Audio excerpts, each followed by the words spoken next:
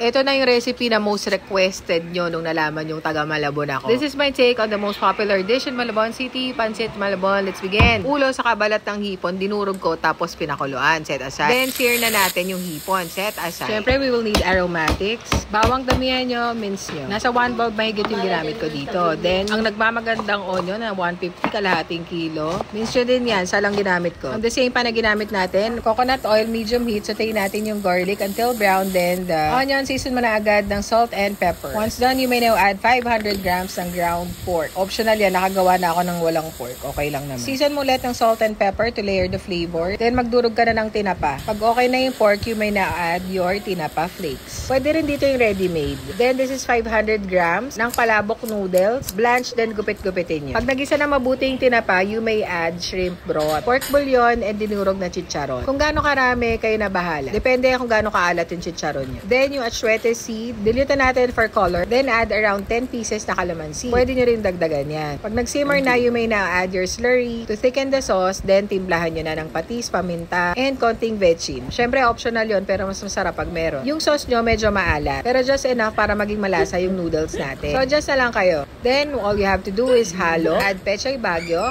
and mix hanggang sa matuyuan, and mag-blend na yung sauce dun sa noodles. Napakasarap niya. And that's it. Nakagawa ka na ng napakasarap na Pancit Malabon. Siyempre, parang yung nabibili natin, top nyo with chicharon, yung shrimp kanina, and itlog. It's another recipe na pwede nyong ipagmalaki at ihanda sa family nyo. Enjoy!